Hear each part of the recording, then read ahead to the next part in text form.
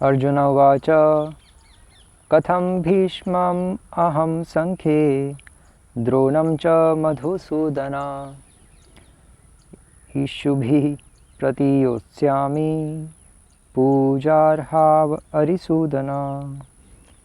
तो ये चौथा श्लोक है पहले अध्याय का, जो अर्जुन अब भगवान को बोल रहा है। अभी भगवान बोल रहे थे दूसरे और तीसरे श्लोक में, अब अर्जुन दोबारा से थोड़ा सा बोलेगा, 2 4 5 श्लोक, और फिर और डांट खाएगा भगवान से। तो यहाँ पर अर्जुन अब कह रहा है कि कथम भीष्मम अहम संख्ये, कि हे भगवान, कथम कैसे, भीष्मम अहम भीष्म पितामह पे मैं, संख्ये इस युद्ध भूमि में, द्रोणम च और द्रोणाचार्य पे, इक्षु भी प्रतियोत्स्यामि पलट कर बाण मैं कैसे चलाऊंगा इन दोनों पर, भीष्म पितामह और द्रोणाचार्य पे। चलिए मैंने आपकी बात मान ली कि कोई पाप नहीं लगेगा, ठीक है, लेकिन मैं रिश्तेदारों पे चला सकता, लेकिन इन दोनों पे नहीं चला सकता। च मधुसूदना पहली लाइन में, और फिर दूसरी लाइन में इक्षु भी प्रतियोत्स्यामि पूजार्हाव अरिसूदना, ये तो पूजा करने योग्य हैं। हे अरिसूदन, हे शत्रुओं के दमन करता, ये तो पूजा करने योग्य, मैं इन पे पलट के बाण कैसे चलाऊं। तो अर्जुन के एक्चुअली ये कुछ ये पॉइंट्स हैं, और अर्जुन कह रहे हैं कि मैं तो इनके चरणों में फूल अर्पण करने की सोच रहा हूँ, और आप कह रहे हैं कि इनको बाण मारो। बिल्कुल कॉन्ट्राडिक्टरी हो रहा है मेरे लिए, मैं डाइजेस्ट नहीं कर पा रहा। मतलब ऐसे महापुरुषों से तो वाक युद्ध भी नहीं किया जाता, हंसी मजाक भी नहीं की जाती, इनके तो पाँव छूने होते हैं। आप कह रहे हैं कि सीधा तीर मारो, ये मुझे लग रहा है अधर्म होने जा रहा है, इसलिए मुझे डाइजेस्ट नहीं हो रही आपकी बातें। और क्या शिल प्रभुपाद इसके तात्पर्य में लिख रहे हैं, बहुत इम्पोर्टेंट पॉइंट। क्या कृष्ण कभी आपने पितामह नाना उग्रसेन या अपने आचार्य संदीपनी मुनि पर हाथ चला सकते थे आप कभी क्या आपने उनको कभी मारा है? तो जब आपने कभी उनको नहीं मारा, तो फिर आप क्यों कह रहे हैं कि मैं अपने गुरुओं को मारूं? ये मेरे लिए डाइजेस्ट नहीं हो रहा। और ऊपर से ये दुर्योधन ने भीष्म पितामह द्रोणाचार्य को बिल्कुल आगे ही खड़ा कर दिया, बिल्कुल आगे ही खड़ा किया ताकि हमसे युद्ध ही ना हो। तो मेरे को ये डाइजेस्ट नहीं हो रहा है, इसलिए अब आप मुझे बताइए क्या करना है, मुझे तो समझ नहीं आ रहा, मैं तो पॉइंट्स बोल दिए।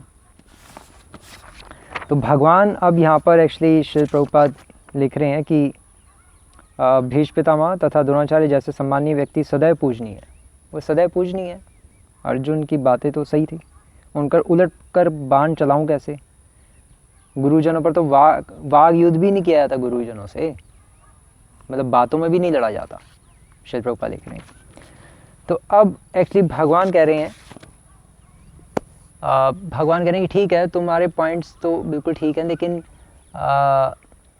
तुम कह रहे हो कि मैं भीष्म पितामह कैसे पलट कर बाण चलाऊं।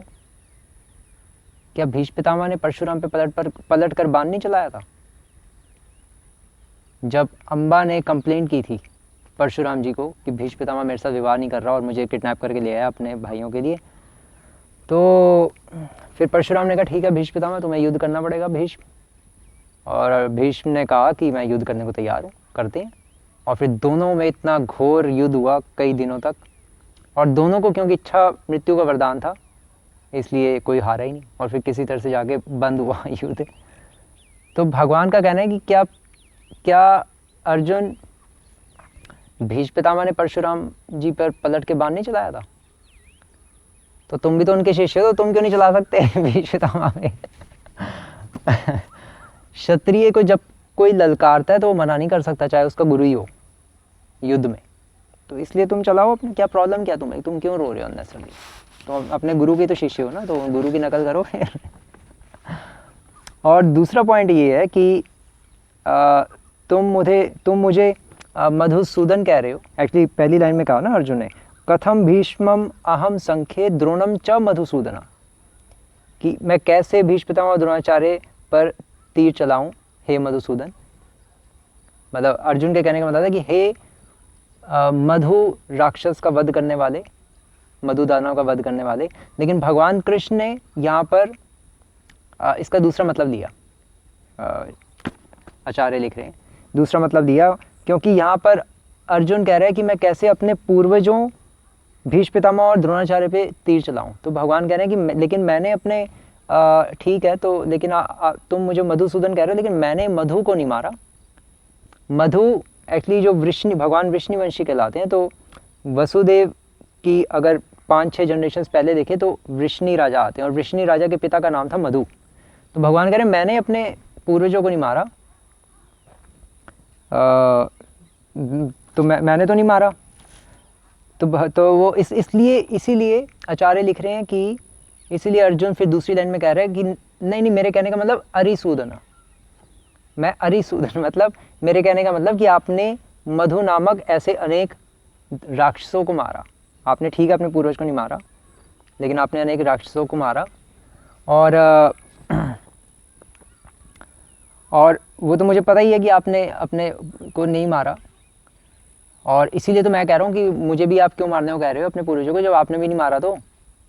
और ये मेरे पूर्वज के साथ साथ मेरे लिए पूजनीय भी हैं, पूजा और हाव ये मेरे लिए पूजनीय है। मैं तो फूल अर्पण करने की सोच रहा हूँ, इसलिए आप मुझे कह रहे हैं, मुझे तो डाइजेस्ट नहीं हो रहा। आपने कौन सा अपने पूर्वजों का वध किया जो अब मुझे अपने पूर्वजों का वध करने को कह रहे हैं। तो भगवान कह रहे हैं कि एक्चुअली देखो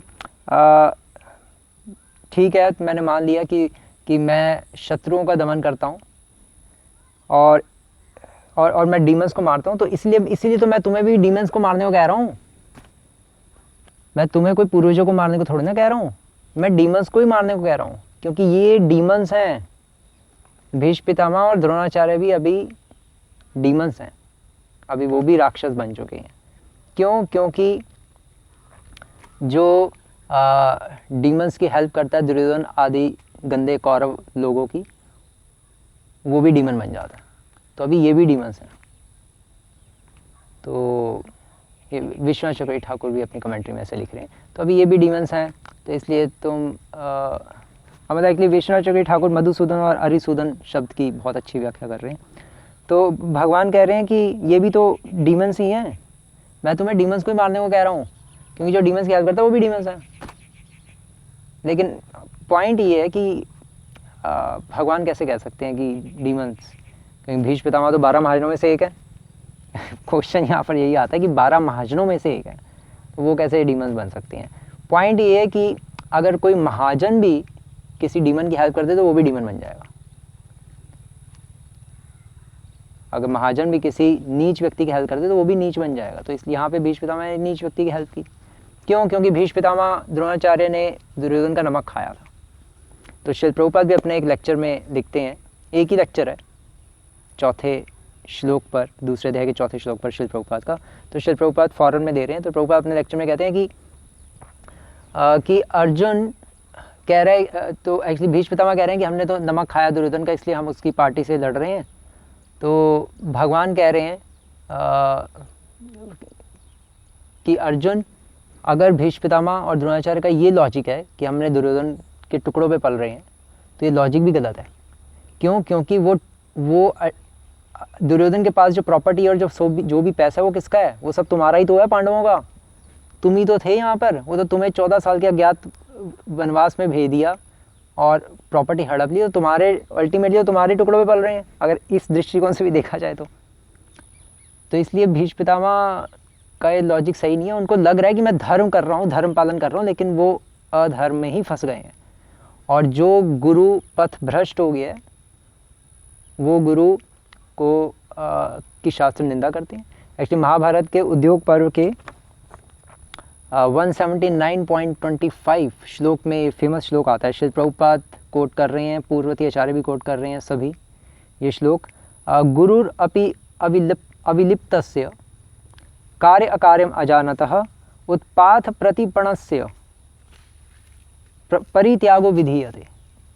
मतलब कहने का मतलब है कि गुरुर अपि अविलिप्तस्य, कि अगर गुरु भी भोग में पड़ जाए, 3 पॉइंट्स कि किस अवस्था में गुरु का परित्याग कर सकते हैं।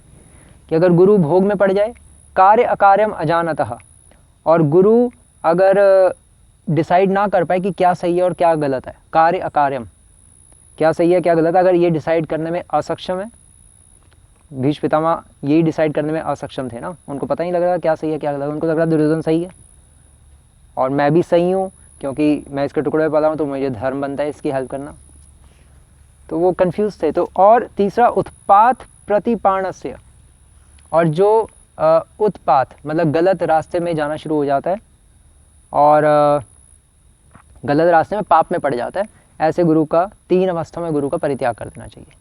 तो इसलिए गुरु, कई लोग भी ढोंगी गुरुओं के चक्कर में पड़ जाते हैं और अपने गुरु को छोड़ नहीं पाते, लेकिन महाभारत के उद्योग पर्व में ये क्लियरली मेंशन है कि 3 अवस्थाओं में तो गुरु का, कम से कम इन 3 अवस्थाओं में तो गुरु का परित्याग कर ही सकते हैं, इसमें कोई हानि नहीं है। उसको मार भी सकते हैं, तभी तो भगवान कह रहे हैं मारो तो ये यहाँ पर कह रहे हैं, और इसलिए कई लोग भी सेंटिमेंटल हो जाते हैं और फिर गुरु का परित्याग नहीं कर पाते, गुरु का फॉल डाउन भी हो जाता है तब भी गुरु से जुड़े रहते हैं, नहीं लीला कर रहे हैं, वो सब फालतू की बातें भगवान क्लियरली यहाँ कह रहे हैं।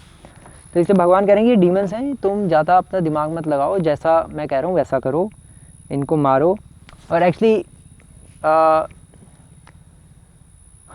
भीष्म पितामह को वैसे देखा जाए तो भगवान कृष्ण ने ही कहा था कि आप कौरवों की साइड रहिए, रस दृष्टि से। तत्व दृष्टि से तो चलो वो महाजन है, उनको ऐसा करना नहीं चाहिए, तो उन्होंने नीच की हेल्प की तो वो भी नीच बन गए, इसलिए भगवान ने कहा मारो, इसलिए महाजन को भी मरवा दिया, 12 महाजनों में से एक महाजन को। लेकिन रस दृष्टि में भगवान कृष्ण ने ही कहा था कि भीष्म पितामह को कि आप दुर्योधन के पक्ष में रहिए, क्योंकि यदि आप नहीं रहेंगे तो दुर्योधन को हिम्मत नहीं आएगी लड़ने की और वो लड़ नहीं पाएगा, और फिर महाभारत का युद्ध, और फिर युद्ध हो नहीं पाएगा, और मैं इतनी अक्षोणी सेना को, इतने असुरों का वध कैसे करूँगा एक ही जगह इकट्ठा करके, तो मेरी प्लानिंग में आप हेल्प करिए। तो क्योंकि वो तो डिवोटी थे, तो प्योर डिवोटी को भगवान ने अपने अंदर की बात बताई कि मैं ही चाहता हूँ आप उधर हो, तो ये भी एक दृष्टिकोण है। तो इस तरह से इस श्लोक की व्याख्या सभी श्रील प्रभुपाद व सभी आचार्यगण इसी तरह से कर रहे हैं। तो अब आप इसको पढ़ेंगे तो आप काफ़ी इंटरेस्टिंग आपको ये श्लोक लगेगा। हरे कृष्णा। श्रील प्रभुपाद की जय।